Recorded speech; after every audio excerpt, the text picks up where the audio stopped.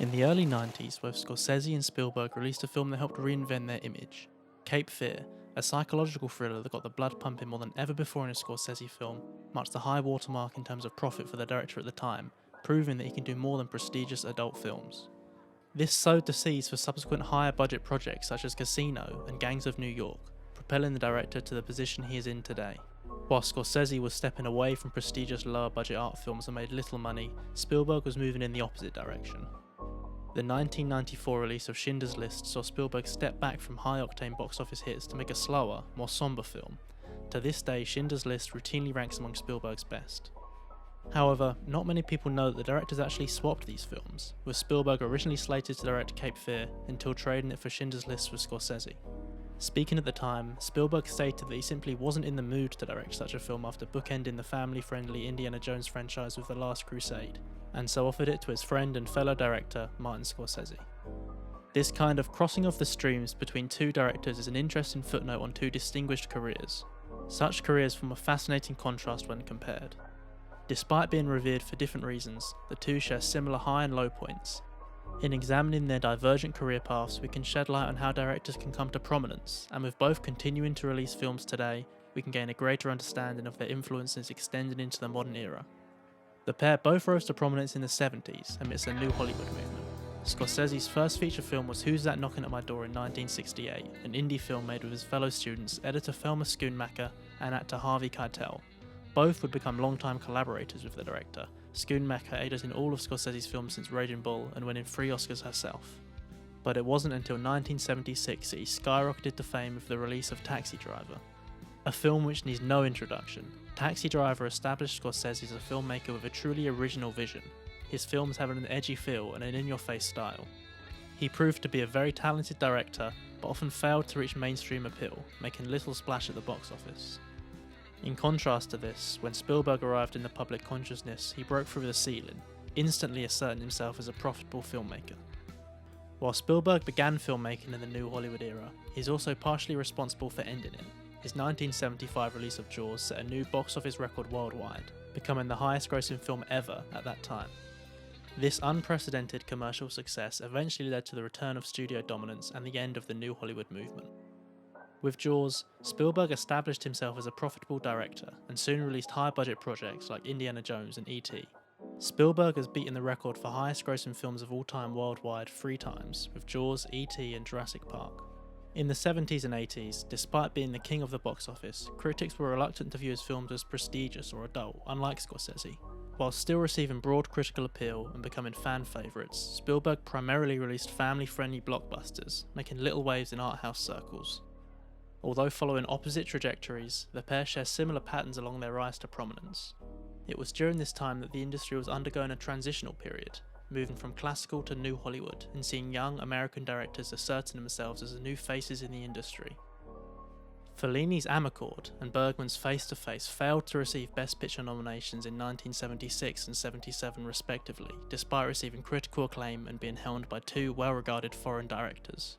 Instead, both Jaws and Taxi Driver received Best Picture nominations, bringing Spielberg and Scorsese to the attention of the Academy. However, the directors themselves did not actually receive any nominations, being snubbed in the Best Director category. I wasn't nominated! I got beaten out by Fellini. Both directors would receive a nomination in the following few years, with Spielberg winning his first in 1994 for Schindler's List, for both Best Picture and Best Director. It would not be until 2007 when Scorsese finally won his. The engraving would read, Best Director, Martin Scorsese, The Departed.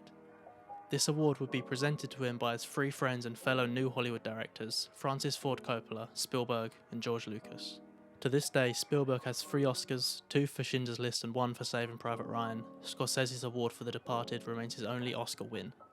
However, the pair have been routinely nominated in numerous categories for the majority of their careers, and their influence and prestige within the industry runs deeper than the Academy Awards.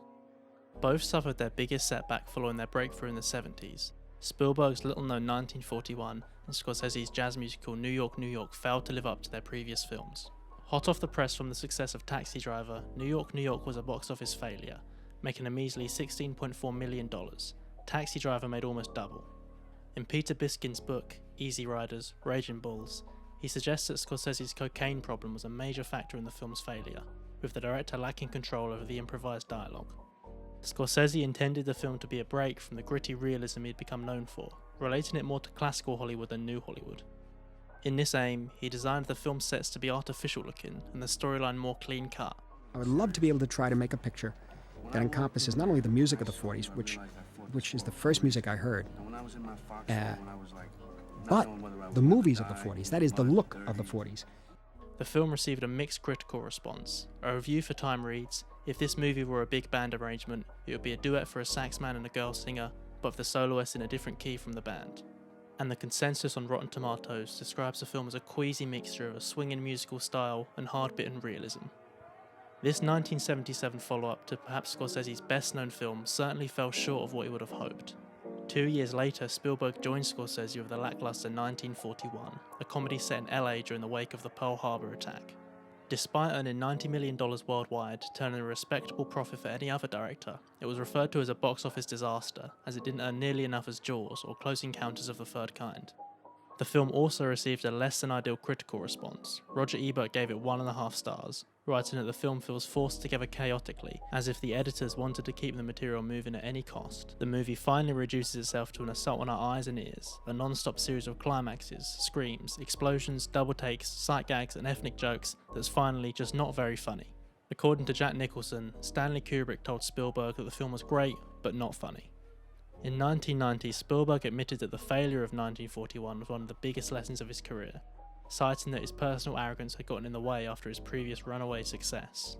Ultimately, Spielberg states that he doesn't dislike the movie and isn't embarrassed by it just wasn't funny enough. This remains his only venture into the outright comedy genre. However, the film saw the beginning of his work with miniature sequences, a staple that would be fully realised in his next film, Raiders of the Lost Ark. If there was any doubt of Spielberg's place in the industry following 1941, these were put to rest by the beginning of the Indiana Jones franchise. Raiders of the Lost Ark grossed $354 million worldwide, the biggest film of 1981, and of course received broad critical acclaim. Critics lauded the film as a return to form from Spielberg, demonstrating a competence not seen since Jaws. While certainly a fan favourite, the director's reputation as the king of the box office, but less popular among more prestigious circles, began to crystallise here, with critics pointing out the over-reliance on frills. Spielberg and Lucas were criticised for creating a film that seemed like it was engineered to appeal to the broadest possible market, focusing too much on spectacle to the detriment of characterisation or plot progression. Spielberg would go on to release E.T. and follow-up Indiana Jones films. These films received a similar response, that of broad critical appeal and immense box office success, yet avoiding adult themes, therefore somewhat limiting their critical response. In an era before superhero films, Spielberg was at the forefront of blockbuster filmmaking. This trend continued, with the director releasing family favourites until the 1993 release of Schindler's List. However, it's worth noting that The Colour Purple saw Spielberg dip his toes into a more prestigious pond, a coming-of-age story about an African-American girl and the struggles she faced growing up in early 20th century America. The film dealt with adult themes of domestic violence, paedophilia, poverty and racism, and was certainly not the summer blockbuster Spielberg was known for at the time. Despite this, he soon returned to form with Indiana Jones and the Last Crusade, following up with films such as Hook and Jurassic Park. On the other side of the coin, after the lackluster response to New York, New York, Scorsese released a black and white biopic about a self-destructive and rage-filled boxer, Raging Bull.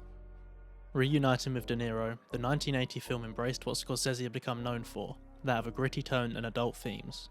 The film introduced Joe Pesci, who had retired from acting and was working at an Italian restaurant, earning him an Oscar nomination alongside both De Niro and Scorsese. To this day, many regard Raging Bull to be Scorsese's finest work, lauding it as a searing character study about an unsympathetic hero, a painful yet moving watch. Despite intense critical acclaim, the film had a lukewarm box office take of $23 million. It did not receive an international release. Scorsese became concerned about his future career, as studios may refuse to finance his films due to their diminished impact at the box office. However, these fears did not realise, as the director continued to have his films financed and showed little compromise on their subject matter. At this point in time, it seemed like a Spielberg film and a Scorsese film could not be more different, as the intimate Raging Bull is almost the antithesis of the action spectacle that is Raiders of the Lost Ark. Throughout the 80s, Scorsese continued to release such gritty, character-driven films, and certainly found his on-screen home in New York City, compared to Spielberg's globe-trotting settings. These films continued the same response of Scorsese's previous work, that of strong critical appeal but a lackluster box office take. Goodfellas is a notable release during this period, and saw the director tone down on the grittiness and inject a slicker style into his work, setting a precedent for many of his later films. The 80s also saw him venture into a more religious realm with The Last Temptation of Christ. He would return to this subject matter with Silence in 2016. By the end of the 80s, both directors had firmly established themselves as a mainstay within the American film industry, albeit largely sticking to what they're comfortable with. But with the release of Cape Fear and Schindler's List, their reputation began to change. Scorsese returned to the experiment he started with in New York, New York, and introduced some classical Hollywood influences with Cape Fear. Although Goodfellas saw Scorsese begin to pick up steam at the box office, it was Cape Fear that finally cemented him as a profitable director. Subsequently, studios were not afraid to grant him a higher budget, allow more expensive films like Casino or Gangs of New York to get made. And with Schindler's List, Spielberg proved that he can make a truly moving and adult picture, gaining a higher reputation among more prestigious circles. Although proving that the pair can do more than what they're known for, their filmography after Cape Fear and Schindler's List saw a patchwork of different types of films. Spielberg did not abandon the blockbuster, and would release The Lost World Jurassic Park in 1997, a family-friendly box office hit, and then Saving Private Ryan, a hybrid between the adult-oriented prestige film and the action-oriented blockbuster. This trend would continue to the present day, with Spielberg releasing family-friendly, spectacle-driven films like Ready Player One, Catch Me If You Can and The Adventures of Tintin, while also making more prestigious dramas such as Lincoln and The Post. Scorsese would continue to release gritty, character-driven films such as Shutter Island and Bringing Out the Dead, while also revisiting what made Goodfellas so popular and what he's most known for today, the gangster film.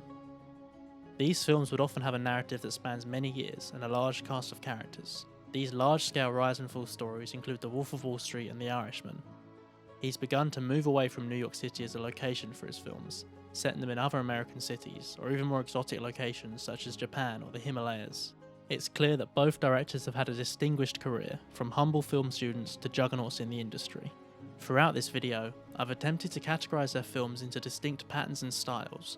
While this may be useful to understanding their work on a macro level, in reality we shouldn't confine filmmakers to such rigid classifications.